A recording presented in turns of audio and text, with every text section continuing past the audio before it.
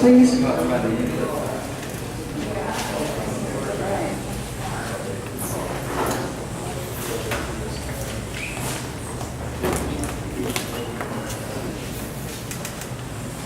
Welcome to the April 8, 2019 meeting of CONA Sarasota, which is Sarasota County Council of Neighborhood Associations.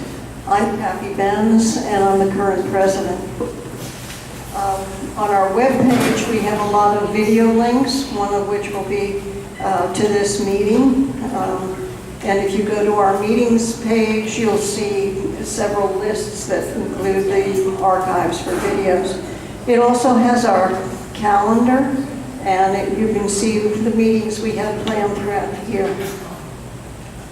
We also have a resources section. We have two different pages. One has government resources that are available to you, and the other is resources that neighborhood groups can use to cover things.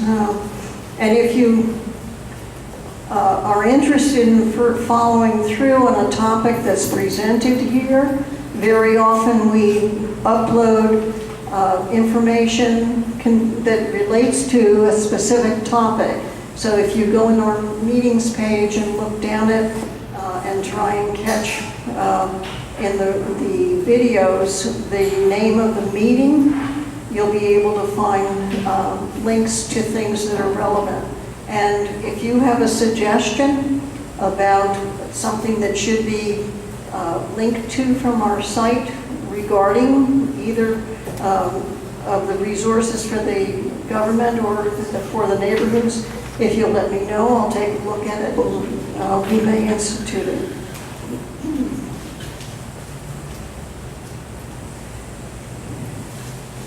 Our meeting announcements are sent out they're forwarded by the association representative for our members, and it goes to some other people in the community. And we use a tree format for our notices so that the representative for your association then forwards our notices to the members of the association, because we cover the whole county.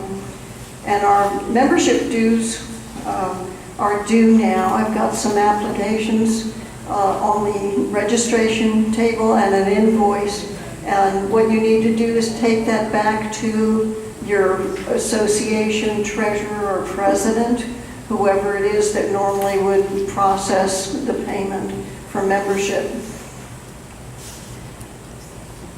On our May 13th meeting, Charles Hines, the county commissioner, will discuss the objectives and the priorities he's established as chair.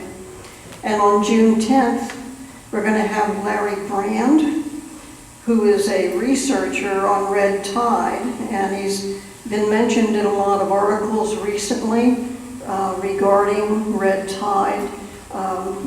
He'll be a very interesting program because he's been doing research on red tide since the 1970s. And now we're going to take some updates from the neighborhoods from the floor. Is Becky here? Okay, I didn't see her. Chris Bales, you'd be the first.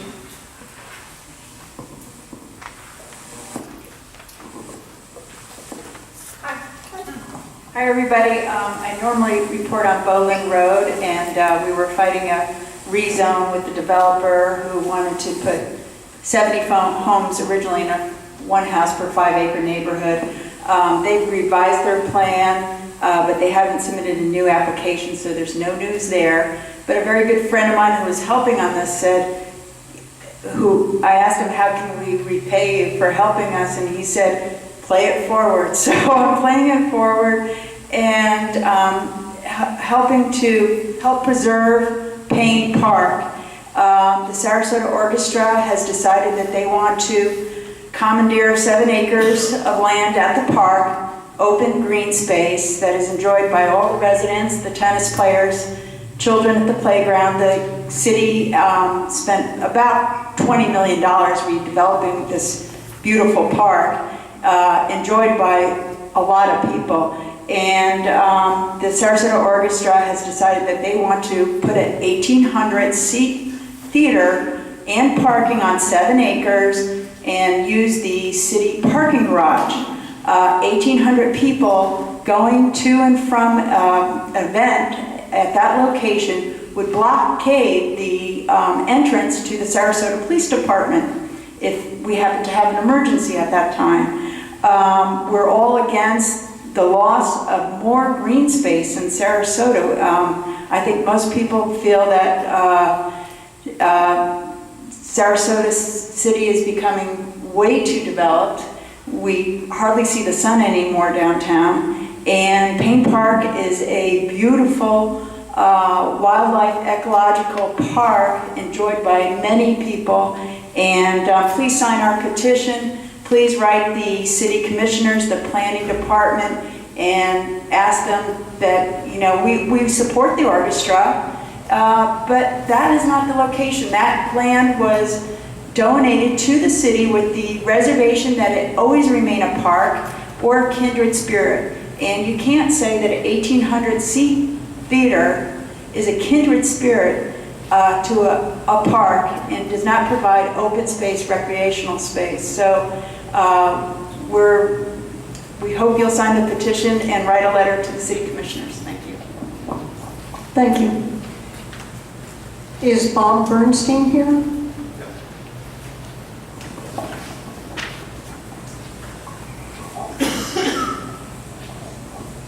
Introduce yourself. Good evening. I'm Bob Bernstein, president of the Bay Point Park Neighborhood Association.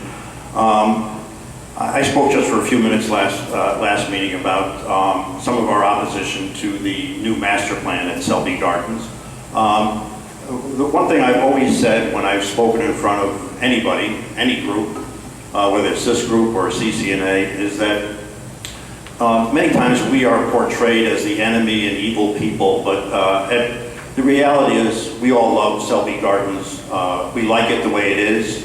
But I represent 5 neighborhoods along with an association, a condo building that's directly next door to Selby Gardens.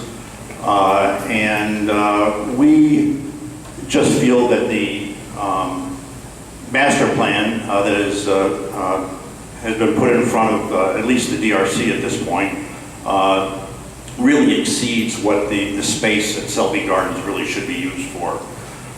There's only so much I'll say tonight, as a couple of the executive members of Selby are here tonight. We have some things that we are planning, but I will repeat a couple of things that I've said at public meetings with them before. And first and foremost is that I had asked that, you've planned a $91 million master plan, and I would assume that at the end of the day you run a business. And when you run a business, you put together a business plan.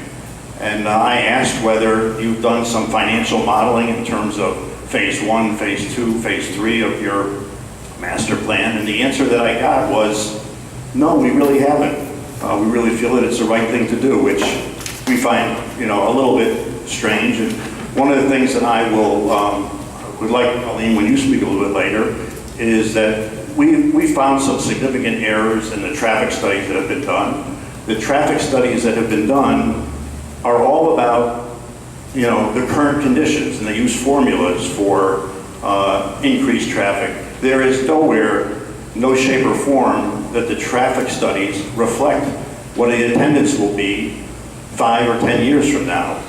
And ironically, when you think about it, that Selby has put out a frequently asked question little information sheet that was the first time I've seen it. This is now a 10-year build-out for their master plan. And I would say that 10 years from now, that garage will be obsolete. And buildings like that are extremely difficult to repurpose because of the way they're built with sloping floors and nothing for electricity or water. A third point is at the last neighborhood advisory meeting, this is one of the things that really perplexes me as well as our concerned neighbors, is that Selby has made it public that they own the restaurant that they're planning at the top of the garage. They own it. They said, but we're going to let Michael's operate it. And they made a big point at this last meeting of saying there's no new event space. And I asked, so the restaurant won't have any events? Is that true? And I got, oh no, there's nothing we can do to stop somebody from having a special event there. And I said, well, you said there's no new event space there. So I asked, why won't you sign a legal binding document that says that they wouldn't be allowed to have private events there? But I really didn't get an answer. I think that as I talk to neighbors, people who are frankly in the neighborhood and people who are not in the neighborhood, the one thing that continues to awe people is that when they hear about the magnitude and the size of this garage, the footprint is going to be over 1 acre in size. We joke a little bit, but it is, you can fit a 747 inside the footprint of that garage. And when I talk to people about the magnitude and the size of that garage, I always get this, oh, I had no idea. And that's what really concerns people when they hear the size and the magnitude. And the rationale of, across the street on Mound, there's a 18-story condo. But this is at the entrance to a residential neighborhood. And it really, unfortunately, and frankly, by the way, the restaurant, the only reason it's being built on the 5th floor is so they can have a view. There's plenty of other places to build a restaurant there. It could be, adjacent to Michael's Cafe, or, there's plenty of room on the Great Lawn. But people are just in awe and just don't understand why this garage has to be the size and the magnitude that it has. There are so few weekends or times that the current parking lots are full. And we just feel this is just trying to stuff too much into a 14.7 acres of land. So I'll end it at that. Thank you very much. Ben Cannon?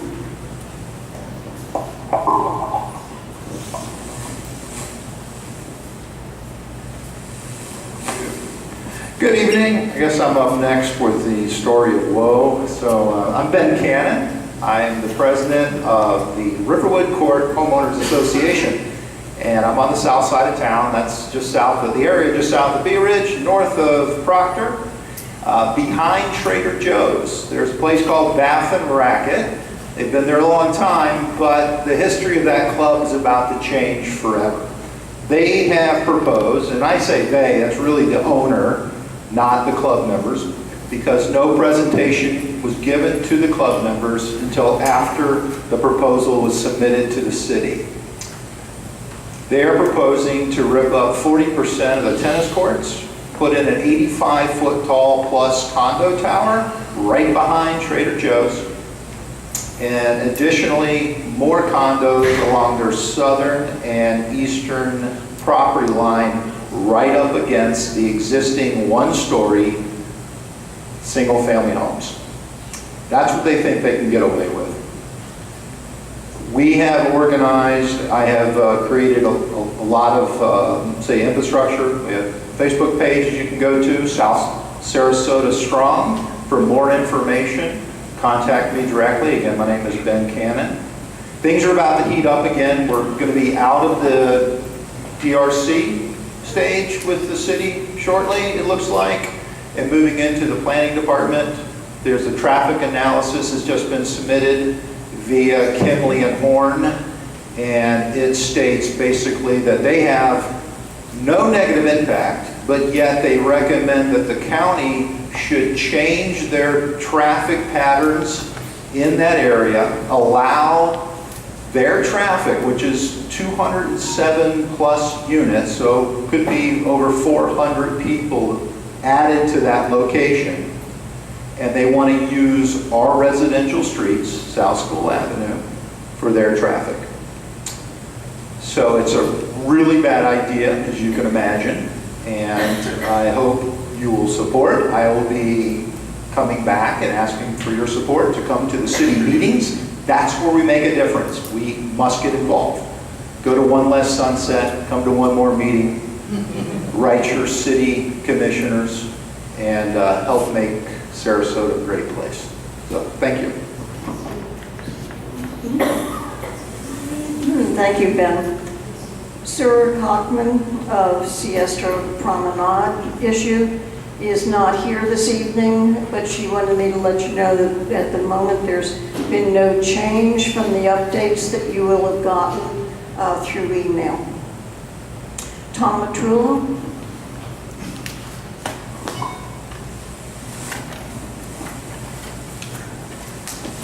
Thank you, Kathy.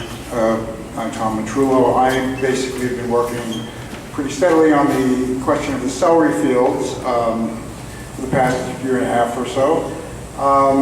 The county last year thought about putting one of the parcels of land near the celery fields, public land, up and sell it to a developer for a waste processing facility, which you probably have heard about. So I just want to update you briefly to say that in May, the county will hold a public workshop, probably out east at the Church of Hope,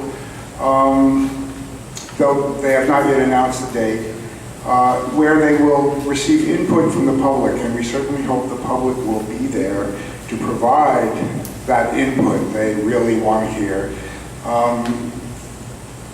Because this is really a classic case that, I know you're kind of like a city crowd, but this is classic because the planning vision there is so appalling. They basically have about 30 acres, 3 or 4 parcels of public land, and a developer came to them, a buddy of the commissioners, and said, you know, I'd like to buy that and put a dump on it. And they thought that was a great idea. Until about 300 people showed up and said, no way. But they're coming back.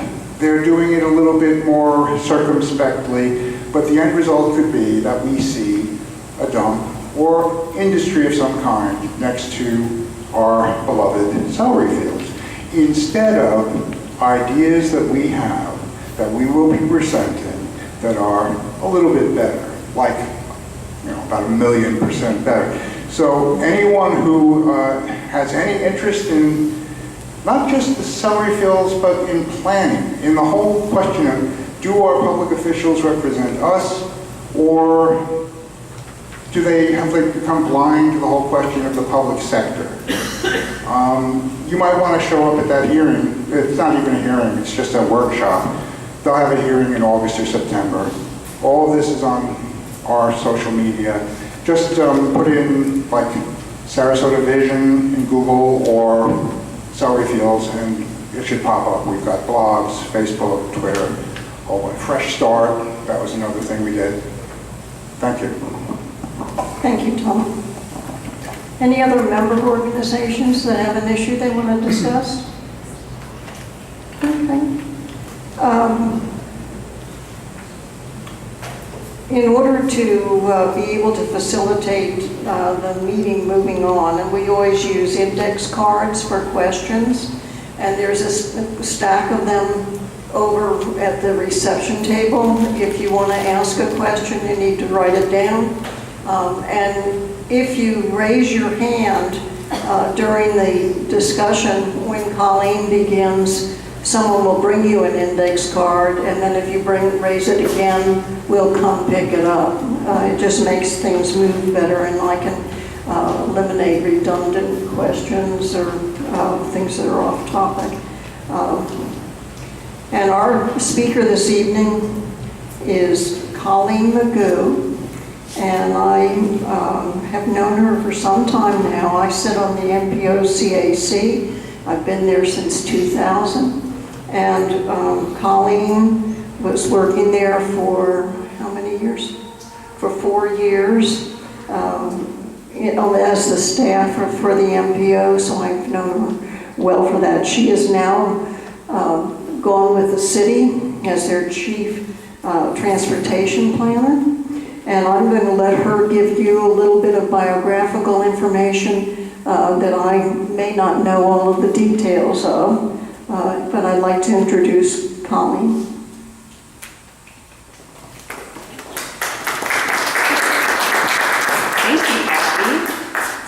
told me I need to hold the microphone in a specific way. This one's working well? Yeah. All right, great. Thank you all for having me tonight. Before I get started, I'd just like to see a show of hands because I know this group is county-wide. How many people are here from the northern Sarasota County area? Raise your hand. All right, cool. And what about mid-Sarasota County area? A few. And South Sarasota County? All right, so pretty good representation. Ask whether we live in a city. Oh, within the city. I didn't ask, but how many live in the city? All right, a lot. And how many of you who don't live in the city travel through the city every day for some reason or another? Yeah, I thought so. All right, so I've been on the staff, Kathy mentioned, just on staff at the city for just over a year now, and I came from the Sarasota Manatee Metropolitan Planning Organization. It's a regional transportation planning agency that focuses on transportation in both Sarasota and Manatee counties. Prior to that, so I do have a history of working in the region, and I understand the local context pretty well. I've lived here about 10 years. Prior to living in Sarasota, I did have the opportunity to get some international experience in transportation in both some cities in Brazil as well as some cities in China. And those are some of the biggest cities in the world. And then on the other end of the spectrum, prior to moving here, I lived in Austin, Texas, where I was really involved with a bicycle advocacy group during my time here as a graduate student. So kind of had both ends of the spectrum within my background. During my time at the city so far, we've been pretty busy. It's an exciting time to be doing transportation planning, and because transportation technology is really evolving so quickly, and the city is small enough that we're able to pivot somewhat quickly in order to respond to changing needs. So that's really fun. One of the main tasks that I've been working on is laying the groundwork to begin a transportation master plan for the city of Sarasota. And we've got the scope finalized, we've got our contract executed with our consulting team that's helping us with the plan, and we're officially in motion, and that pun is intended. We're calling the plan Sarasota in Motion, and the objective is really based on some overlapping goals and actions and tasks that were defined in the city's strategic implementation plan. The main objective is to expand the range of transportation options available within the city. This plan will document that multimodal vision for the city and provide guidance of the implementation of transportation projects that support that vision. So that sounds really technical. What does that all mean? Basically, it means that our city commission has directed us to look at how we can make it easier for people to get around the city, for people, if they choose not to or if they cannot, have a private motor vehicle. But don't worry, because we're not going to forget about cars. We know that they're not going away anytime soon, and we certainly intend to plan for that.